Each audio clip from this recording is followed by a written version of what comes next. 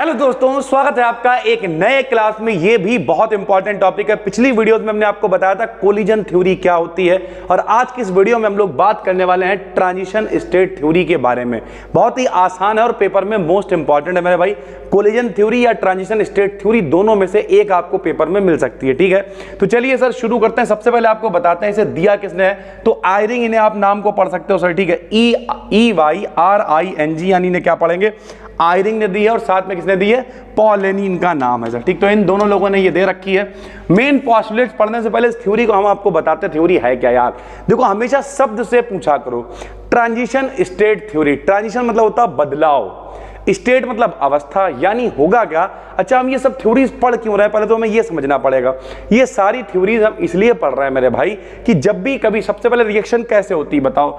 ए ने क्रिया करी बी से, ने बनाया मेरे भाई सी, यानी जो लोग रिएक्शन कर रहे होते हैं उन्हें हम लोग कहते हैं रिएक्टेंट। क्या कहते हैं मेरे भाई, रिएक्टेंट कहते हैं। और जो बनता है मेरे भाई उसे हम लोग प्रोडक्ट कहते हैं। क्या कहते हैं, प्रोडक्ट कहते हैं। तो अभी हम लोगों ने पढ़ी थी कोलिजन थ्योरी। कोलिजन थ्योरी क्या कहती थी, कोलिजन मतलब होता था टकराना, कि होगा क्या मेरे भाई, लोग आपस में टकराएंगे और टकराने के बाद जो इफेक्टिव कोलिजन होंगे वो प्रोडक्ट का फॉर्मेशन कर लेंगे। लेकिन कोलिजन थ्योरी की कुछ फेलियर्स थे, वो थ्योरी फेल हो गई, तो इस वजह से आपको पढ़ने को मिल रही है ट्रांजिशन स्टेट थ्योरी। इसमें क्या होगा, इसमें स्टेट चेंज होगी मेरे भाई। सबसे पहले अपने पास रिएक्टेंट है, रिएक्टेंट कन्वर्ट होगा, कन्वर्ट होने के बाद कह सकते हो इंटरमीडिएट बना लेगा। इंटरमीडिएट समझते हो क्या, माध्यमिक, यानी बीच की स्टेट। एक टाइम था जब आप छोटे क्लास में थे, यानी आप क्या जूनियर लेवल पे थे, ठीक है। उसके बाद आप इंटरमीडिएट में आए, बीच की स्टेट में आए, और इस समय आप हायर एजुकेशन में यानी बड़े लेवल पे पढ़ाई कर रहे हो। तो इंटरमीडिएट मतलब होता है बीच की स्टेट। तो इसमें स्टेट चेंज होगी।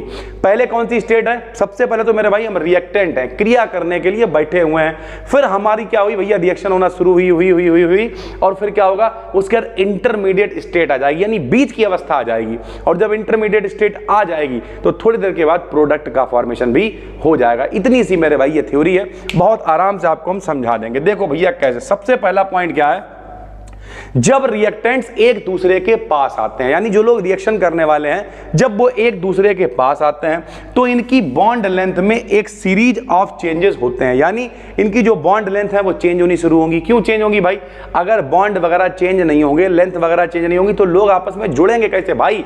जब तक रिएक्टेंट मॉलिक्यूल आपस में जुड़ेंगे नहीं तब तक प्रोडक्ट का फॉर्मेशन कैसे होगा ये बताओ।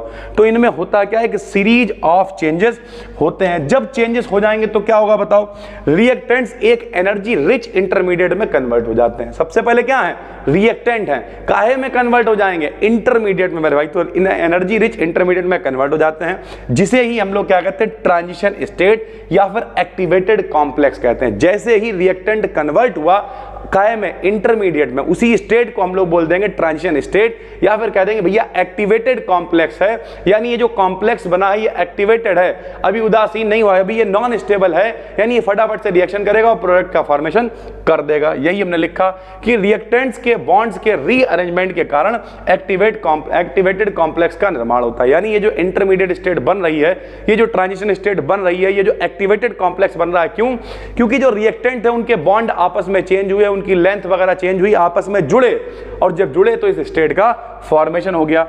एक्टिवेटेड कॉम्प्लेक्सेस अनस्टेबल होते हैं, ये देखिए अनस्टेबल होता है। ये क्या करेंगे, ये शॉर्ट लिव्ड होते हैं, कम इनकी लाइफ होती है, डीकंपोज होकर प्रोडक्ट का फॉर्मेशन कर देते हैं। यानी सबसे पहले रिएक्टेंट से इंटरमीडिएट स्टेट, और ये बहुत कम टाइम के लिए स्टेट होगी, प्रोडक्ट का फॉर्मेशन हो जाएगा मेरे भाई, ठीक है। और जब प्रोडक्ट का फॉर्मेशन हो गया तो इस रिएक्शन के लिए एक्टिवेशन एनर्जी की आवश्यकता पड़ती है, जो एक्टिवेटेड कॉम्प्लेक्स बनाने के लिए आवश्यक होती है।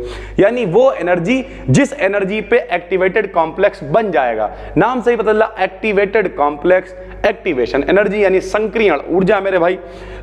तो ये देखो एनर्जी है, ये अपने पास क्या चल रहा है, अपने पास प्रोडक्ट का फॉर्मेशन तो होगा ही होगा, लेकिन इसे आप आराम से समझना। देखो सबसे पहले क्या है, यहां पर रिएक्टेंट है, ध्यान से सुनना मेरे भाई। सबसे पहले अपने पास क्या है, रिएक्टेंट्स हैं। रिएक्टेंट्स कौन है बताओ, जो लोग क्रिया करेंगे, ठीक। उसके बाद इन्हें एनर्जी इनकी बढ़ने लगी, जोश आया, कि भैया अब हमें ये करना, अब हमें ये करना, तो जब जोश आएगा तो ये क्या करेंगे, तो ये एक्टिवेटेड कॉम्प्लेक्स बना लेंगे। इस एनर्जी को हम लोग कहेंगे एक्टिवेशन एनर्जी। इस समय एनर्जी बहुत ज्यादा होगी, एक्टिवेटेड कॉम्प्लेक्स का फॉर्मेशन होगा। जैसे ही एक्टिवेटेड कॉम्प्लेक्स का फॉर्मेशन होगा ये डीकंपोज हो जाएगा, और डीकंपोज होकर क्या होगा, एनर्जी कम होगी और प्रोडक्ट का फॉर्मेशन यानी फाइनली जो प्रोडक्ट हमें चाहिए वो मिल जाएगा मेरे भाई। तो इस तरीके से 3 स्टेप में ये ट्रांजिशन स्टेट थ्योरी है। सबसे पहले अपने पास रिएक्टेंट है, रिएक्टेंट कन्वर्ट होगा इंटरमीडिएट में, और इंटरमीडिएट आखिरी में कन्वर्ट हो जाएगा प्रोडक्ट में। इंटरमीडिएट को ही हम लोग ट्रांजिशन स्टेट या फिर एक्टिवेटेड कॉम्प्लेक्स कहते हैं। उसके लिए जितनी एनर्जी हम लोगों को चाहिए होती है उसे एक्टिवेशन एनर्जी यानी संकीर्ण ऊर्जा कहते हैं मेरे भाई। यहां पर हमने कुछ लिख के दिखाया, इसे समझने की जरूरत है, जरा देखिए हमने क्या लिख के दिखाया कि सबसे पहले ए है मेरे भाई। सबसे पहले क्या है, ए है। ए क्या है, ए रिएक्टेंट है जो क्रिया करने को तैयार बैठा हुआ है। ए ने क्या करा मेरे भाई, ए ने बनाया ए स्टार। सर जी ए स्टार क्या है, ए स्टार एक्टिवेटेड कॉम्प्लेक्स है। के क्या है मेरे भाई, सबको पता के रेट कांस्टेंट होता है। तो जिस समय ए से ए स्टार बना उस समय रेट कांस्टेंट मान ले रहे के स्टार है। जिस समय ए स्टार से प्रोडक्ट यानी एक्टिवेटेड कॉम्प्लेक्स कन्वर्ट हो गया प्रोडक्ट में उस समय रेट कांस्टेंट मान ले रहे मेरे भाई के है। तो निकालने का तरीका क्या होता, रेट निकालने का तरीका क्या होता, जो बना है उसकी कंसंट्रेशन को ऊपर रख दो, जो पहले था उसे नीचे रख दो मेरे भाई। तो देखो के स्टार हम लोग कैसे निकालेंगे, ए स्टार कंसंट्रेशन। कंसंट्रेशन समझते हो, कंसंट्रेशन मतलब होता सांद्रता, कितना ज्यादा प्रोडक्ट है। जैसे हम कहते हैं एक बोरा चीनी एक बाल्टी पानी में, तो कंसंट्रेशन ज्यादा, सांद्रता ज्यादा, और एक चम्मच मतलब चीनी डाल दी तो कंसंट्रेशन कम, सांद्रता कम मेरे भाई, मतलब कितना गाढ़ा है। तो बाद वाले की कंसंट्रेशन लिख दी। ये द्रव्य अनुपाती क्रिया का नियम है के निकालने का। बाद वाला ऊपर, पहले वाला नीचे। देखो बाद वाला ऊपर, पहले वाला नीचे। अगर कुछ गुणे में चल रहा होता है तो उसे पावर में लगा देते हैं। यहां गुणे में चल नहीं रहा तो कोई पावर आवर लगाने की जरूरत नहीं है। तो इसका रेट कैसे निकल के आएगा, के स्टार बराबर बाद वाला ऊपर, पहले वाला नीचे। अगर हम लोगों को प्रोडक्ट का रेट निकालना, जो हमने कितना मान रखा है, के मान रखा है, तो इसे हम लोग लिख देंगे ऐसे, के बराबर RT अपान NH इंटू के स्टार। यानी जो अपने पास एक्टिवेटेड कॉम्प्लेक्स बना था उसका जो के स्टार था यानी जो रेट कांस्टेंट था उसमें और प्रोडक्ट के रेट कांस्टेंट में एक रिलेशन होगा, और वो रिलेशन क्या होगा, के बराबर RT अपान NH इंटू के स्टार। जहां पे क्या क्या चीजें हैं, R गैस कांस्टेंट है सभी को पता है, T एब्सोल्यूट टेम्परेचर है, N आवोगाद्रोस नंबर यानी आवोगाद्रो संख्या 6.023 गुणा 10 की घात 23 सबको पता है, H प्लांक्स कांस्टेंट है मेरे भाई, तो 6.6 गुणा 10 की घात माइनस के 34 होता है। तो ये सारी चीजें यहां पर हमने लिख दी। एक हमने यहां पर एग्जांपल लिख दिया कि किस तरीके से चीजें बनेंगी, इसे आप ध्यान से समझना।